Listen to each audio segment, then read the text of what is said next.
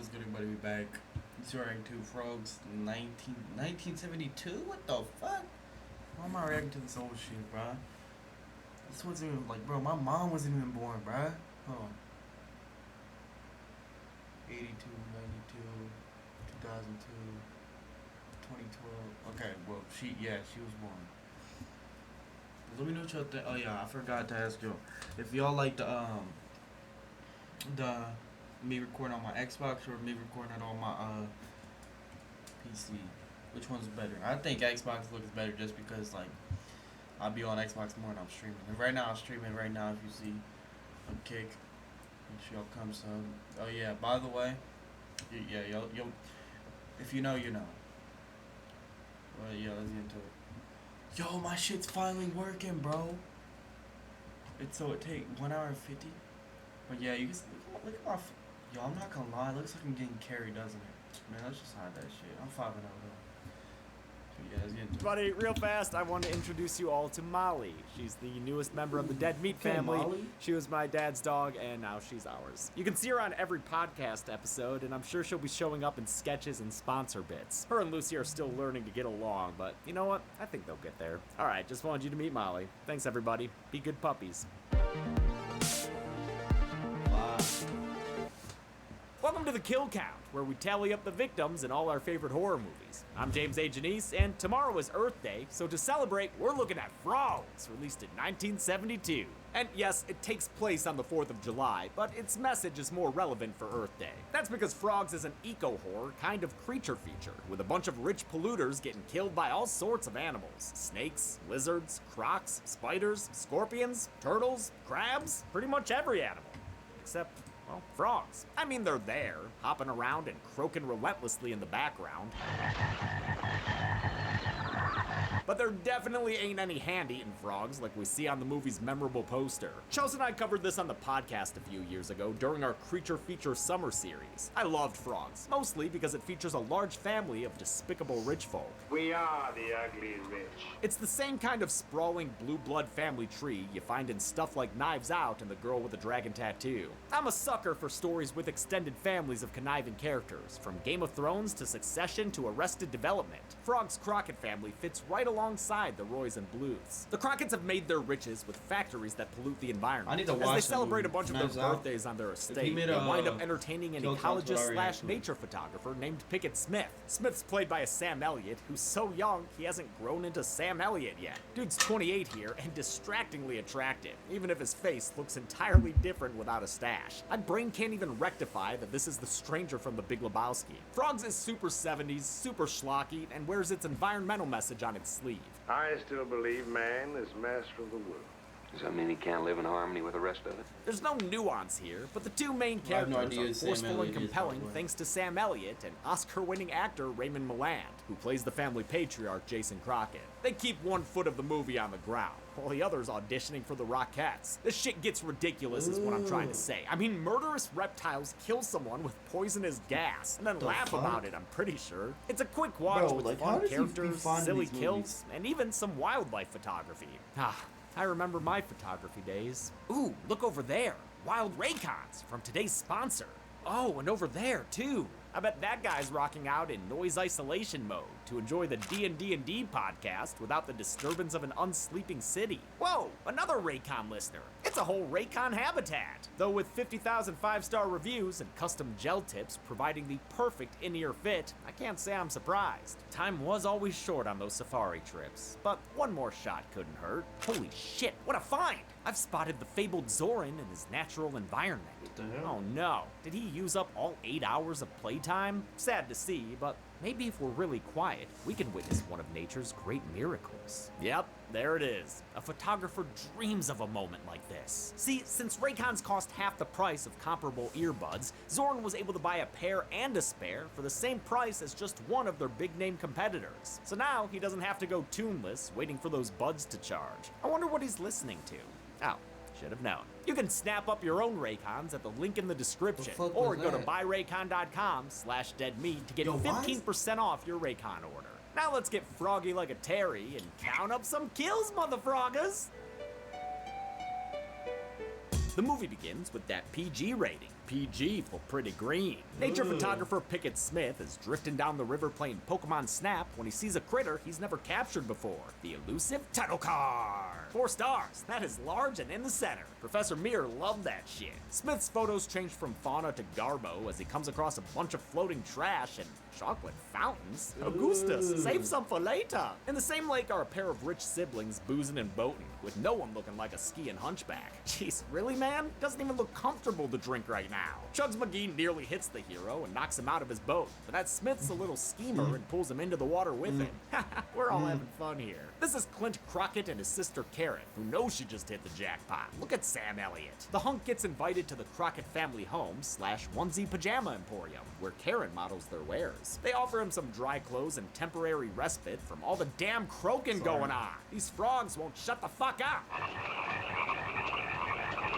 The Crockett home is played by the Wesley House, the center point of Eden Gardens State Park. The park is in Outer Point Banks. Washington, Florida, on the Emerald Coast in the city's panhandle.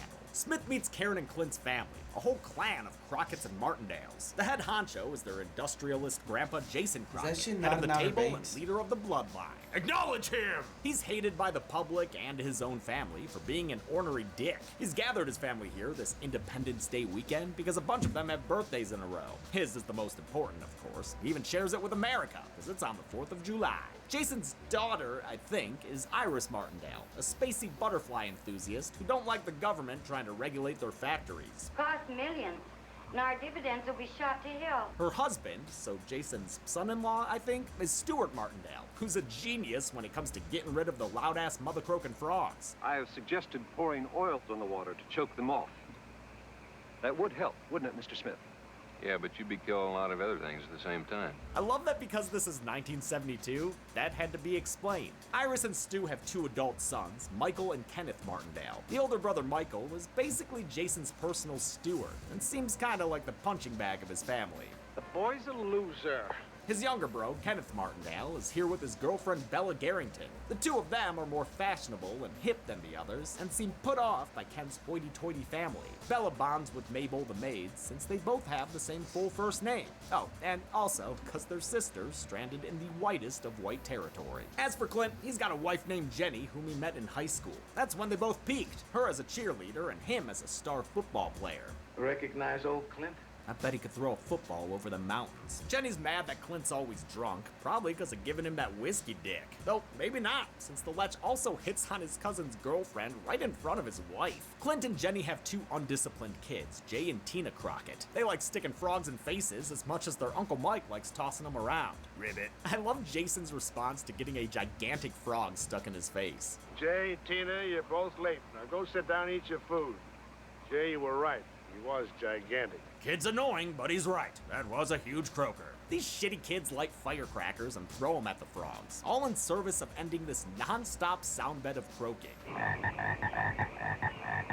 It's an element of nature Jason hasn't found a way to control. And with all our technology and all my money, we still can't get rid of these frogs. The only halfway decent one among them all is Karen, probably angling for that non-existent mustache ride. Lucky for her, the phone lines are down, so Smith's gotta stick around for now. Wait, did the frogs cut the phone lines? How's Jason gonna dial M for murder? Also, I'm sorry, most of these aren't even frogs, they're toads! Jason respects Smith as a manly man, even though he's the uninvited ecologist. Still better than his miserable progeny. He asks him to go look for Grover, a guy he sent out earlier with pesticide to take care of the frogs. Smith finds Grover's poison and the various animal carcasses caused by it. The last dead thing he finds is Grover himself, seemingly eaten by snakes and other various wildlife, except frogs. Maybe Kermit held his fellow Green Boys back. I am impressed by how nasty Grover's face looks, kind of Night of the Living Dead-ish. Well, it's right about now that Smith wants to leave, but Jason convinces him to stay the night. And why not? Who wouldn't want to hang around with a crazy motherfucker who shoots a snake off his chandelier? Yo, that bullet kept going, dude. Way to put a hole in your wall or ceiling. Between the snake attack and this group of frogs trying to get in like a bunch of Eric Andres, Smith proposes the pesticides and pollution are to blame. What if nature were trying to get back at us? And what if you go stick it in a tree? Jason sends out the little Bro, I'm wiener already Michael going, this whole Martindale family to see if he racist. can figure out what's wrong with the phone lines. He makes a left on Lizard Lane, but I know since he they failed did. to take them Bro, out with a they power look slide, he black pulls mate, over like- so he can murder some wildlife, resolving to shoot at a bird. Not gonna lie, This impromptu everyone hunting now is sesh probably takes him racist. deeper into the In woods this until he time. lands a hit on the rarest game of all. Hey, At take 5, you stay in your car because we're faster than you think. Oil change is done. That was so. a human shin. With this jackass grounded, a whole bunch of furry tarantulas descend upon him. And is the moss attacking him? What is this, the Evil Dead? fuck? Or the Happening? Either way, he's looking like a battlefield sniper in no time, and is killed when the tarantulas bite him to death. Oh shit, and a scorpion too, but no frogs. At least the spiders gave him some nice threads to wear to his funeral. Michael's brother Kenneth finds himself in the greenhouse, where there's a party going on with all the little lizard guys invited. Oh, make sure Grinning Greg comes, that guy's a fucking hoot. fuck? Who invited Punch and Yo. Paul though? That dude's an asshole. As with many parties, the attendees drink too much and start knocking shit over. Like the piss-colored poison, you really shouldn't be keeping on the top shelf like that. Oh, hey, come on, that time was intentional, mister. The broken jars gassed the place up good and proper, especially since somehow these murderous reptiles closed the door. The lizards and tegus Yo, look at the what taste of the vengeance fuck lingering is in this the movie, air bro? as Kenneth succumbs to the gas, filling this place faster than the facility level in GoldenEye. This is what happens, Kenneth, when the lizards say live and let die. Lizards, not frogs. Smith finds Kenneth's body, as does his girlfriend Bella, who's been having to put up with Clint trying to grind on her and shit. Smith tells Jason about his dead grandson, and everyone runs inside to cower, except Charles the butler. He's cool. I'd be glad to do anything I can, Mr. Smith. Thank you, Charles. He's extra cool because we've seen actor Lance Taylor Sr. on this show before. He was the funeral home director in Blackula, who had a very memorable line. Smith and Charles tend to the body as the frogs take over tea time and their America cake, which I bet has like jello inside of it. You know I'm right. Iris is still out chasing butterflies, and because it's what you do when you're in this movie, she wanders too far into the woods. She comes across a rattlesnake that makes her scream. Wait, that's how you scream? Okay, I guess that's how you scream. The wailing woman falls into a leech pit by the looks of it and rips them off her skin, no salt or nothing. Eventually, a bunch of snakes snap at her, putting her down for the count and turning her skin blue. Okay, now it's more like Dawn of the Dead. Originally, Iris's death involved being pulled into quicksand by a giant butterfly.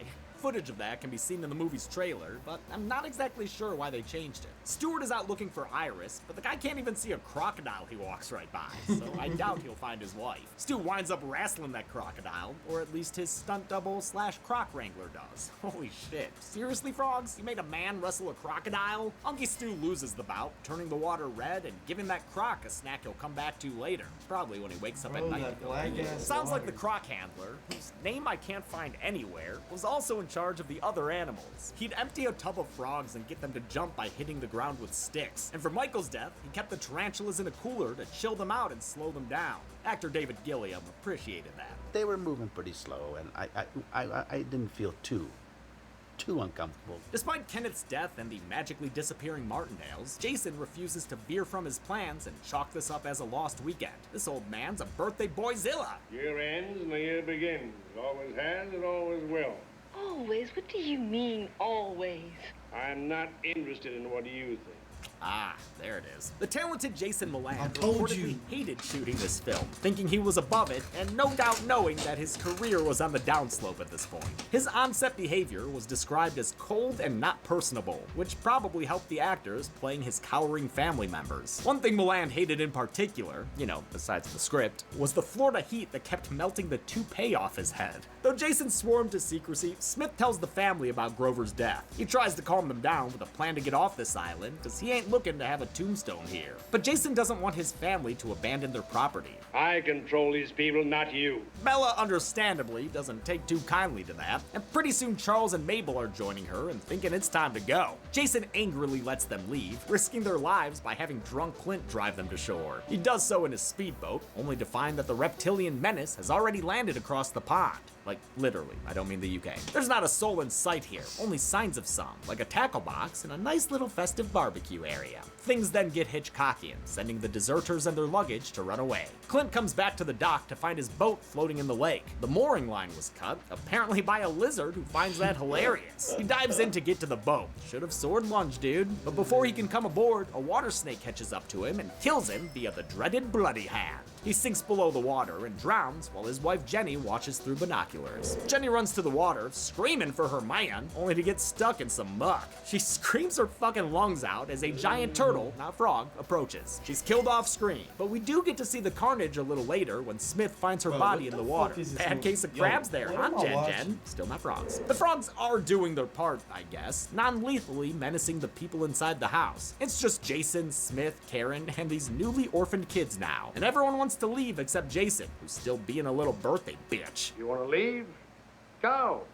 Go on, get the hell out of here.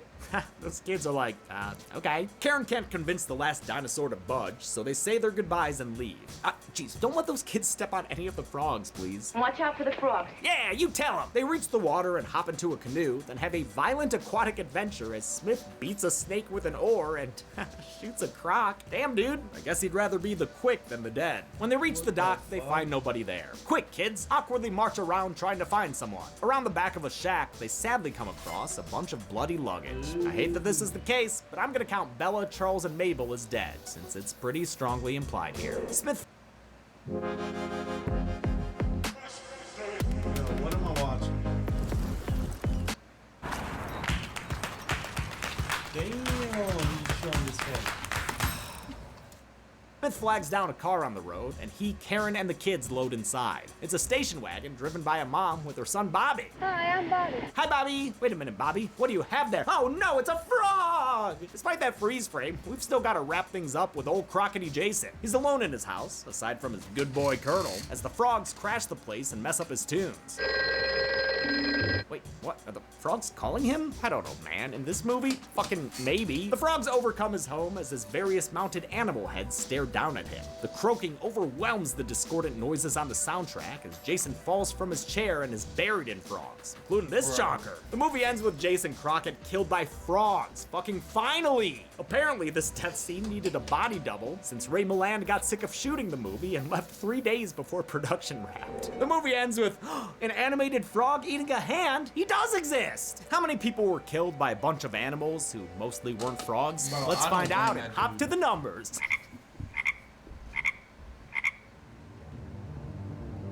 There were 11 deaths in frogs, with the victims consisting of 7 men and 4 women. Nearly as much green in this pie chart as there were frog kills in the movie. We've seen this count and gender breakdown thrice before on this show, once with another green killer. With a runtime of 90 minutes, frogs gave us a kill on average every 8.18 minutes. I'll give the golden chainsaw for coolest kill to Kenneth Martindale. I love a good croc fight as much as the next guy, but I can't ignore the hilarity of these lizards trapping a guy in a greenhouse so they can poison him to death. Even they know it's funny. Dull Machete for lamest kill goes to Bella, Mabel, and Charles, who were presumably killed off screen, but without any bodies to prove it either way. And that's it. Frogs came out in 1972, and I didn't know about it until we covered it on the podcast in 2020 as part of our Creature Feature Summer Series. I'll probably be back to hosting the kill count in June, but in the meantime, Uncle Zoran's got you covered. Next week, he'll be covering Deep Rising, because I guess he loved them tentacles. And after that, he'll be doing The Collector and The Collection. Those are highly requested episodes, and he'll be a better host for them. I didn't particularly care for those films. Until I see you again, I'm James A. Janice.